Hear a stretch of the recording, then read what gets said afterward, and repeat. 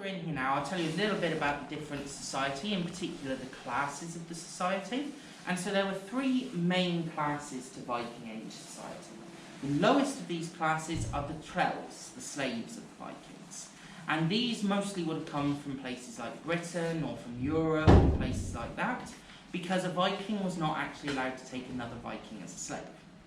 And so you got them from other places. Now, we, of course, look at slavery as being dreadful and barbaric, which, of course, it is, but the Vikings were far better at looking after their slaves than most other civilizations. Take the Romans, for example. They had such things as salt mines, and they had blood sports, and it was a very, very hard, difficult, dangerous way of life. Whereas the Viking slaves would have mostly ended up as effectively farmhands. They would have worked all the fields. Difficult way of life, yes, but not particularly dangerous. And certainly, because of this way of life, they wouldn't have been mistreated that much. Because if you were mistreating those people who are getting your food, well, then they can't get your food and you starve. So it was kind of more important to make sure that they were well fed, clothed nicely. Granted, it wasn't the nicest of the food and it wasn't the most fine of the clothing, but it was still very decent and kept you well fed and well heated in the wintertime. And so that's how they would have looked after them.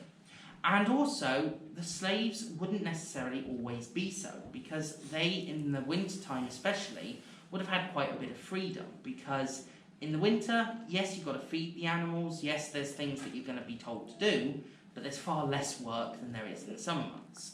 And so in your spare time, you can do things of your own accord, such as carving or crafting in general. And anything you make during this time is allowed to be kept by you and sold by you, and you're allowed to keep the money that you make. So you can buy your freedom. Once you've bought your freedom, you're elevated into the Carl class. This is effectively the middle class, and ranges from everyone being the poorest to the most wealthy of the Viking society, or some of the most wealthy. And it just depended on whether you were good at whatever industry you were in and whether that was a profitable industry. And so that's how the Carl class would have been. And above this, you have the Jarls. These are the nobles, and a chieftain would be elected from these ranks. And the Jarl class was usually something that you were elected into, but then would probably have become a hereditary thing. Usually it was also some of the most wealthy in the village, so it wasn't the poor end, but most wealthy, respected people who had power. And they were the ones who were elected into this society.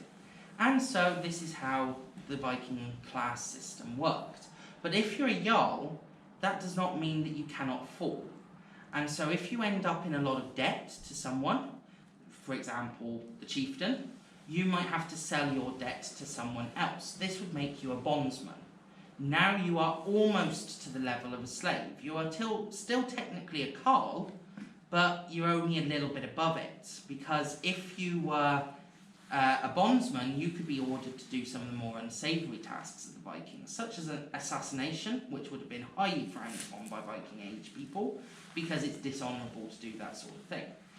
And so even if you eventually manage to pay off your bond, that still leaves you a lot of problems with the society's social stigma around you now, and there's not many people who are going to want to deal with you because of your previous status as a bondsman.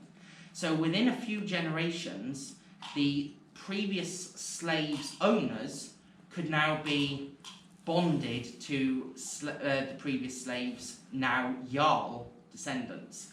So it was quite easy to go up and down the ranks of society, even if not in your own generation doing so. Now, the only other thing I want to mention is the fact that the men and women of the Viking Age had almost equal rights.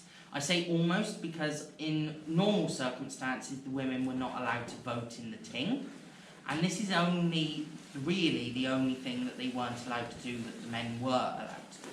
However, there were exceptions to this. If the woman's husband died, for example, then she could speak for him for the rest of her life, so long as she didn't remarry. And so this meant that you did get women in very, very high areas of society. On the outside of that, however, women had a lot of power, especially in their own families, because the symbol of marriage in the Viking Age was the man giving all the keys to his money and to his wealth and property to his wife. And so you could tell whether a woman was married or not, whether she was wearing keys. If she was married.